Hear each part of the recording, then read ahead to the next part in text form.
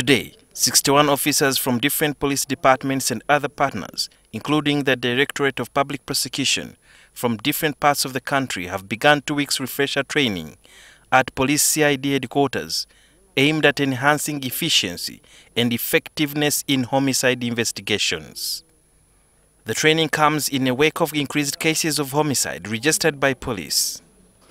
In 2018, 4,497 cases of homicide were recorded, and these shot to 4,718 cases in 2019. By end of June, police had already registered 2,452 cases, and police believe this year cases will surpass. In the administration of justice, courts rely on the evidence adduced by police against homicide suspects, and it's upon this evidence that the presiding judges convict the perpetrators. However, because of poorly conducted investigations, many suspects end up being acquitted. Justice Wilson Kwesiga is the head of the Criminal Division of the High Court, and he was the keynote speaker. There is the need for the country, this was my submission, to invest money in training detectives, arming detectives with the necessary tools of the job to be able to investigate cases. The moment that one is done, then the complaints about loss of cases will stop. Justice Kwesiga further highlighted some of the key areas where the police need to improve. There is a little place called confessions, which many times you call charge and caution statements. That is good area of evidence, but it must be very carefully handled. By and large, confessions are wrongly obtained from suspects.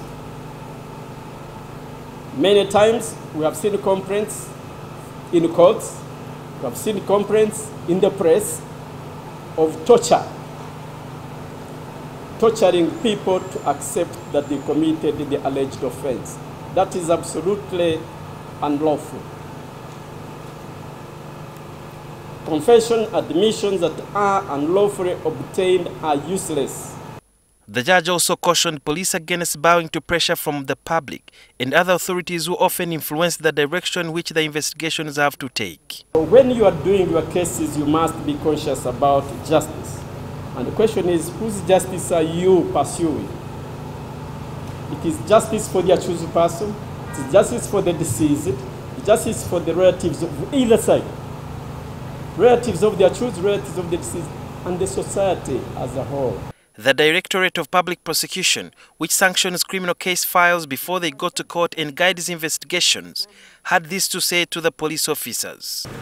Document what you see, document what you hear, document what you touch, document even what you smell. Document everything, because you are not superhuman.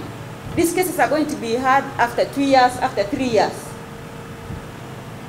We want you to play that scene in the courtroom. The CIID boss, Grace Akulo, has warned detectives against shoddy investigations. This year we heard yesterday one case. We have had such cases before.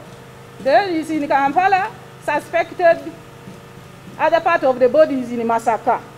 So the investigator should be imparted knowledge, or should have the knowledge, where they should know that we should conduct DNA, but not mechanically handle such a case by saying, oh, this is the leg of my child, this is the leg of my wife, then I can see the head, she had plated, then you now say, okay, we already finished the investigation. The Justice, Law and Order sector, JLOS, which funded the training, said the police need to acquaint themselves with the law before attempting to enforce it. Relatedly, we still have challenges with handling of the postmortems. This is something where we need sufficient resources, both in terms of the human resource and in terms of financial resource. Police are crucial in the dispensation of justice, especially when it comes to investigations. They've been cautioned to always remain professional and handle scenes of crime with caution, and always remember to collaborate with other sources of information and other institutions that deal with collecting evidence. This is because a good case is as good as the evidence presented before court.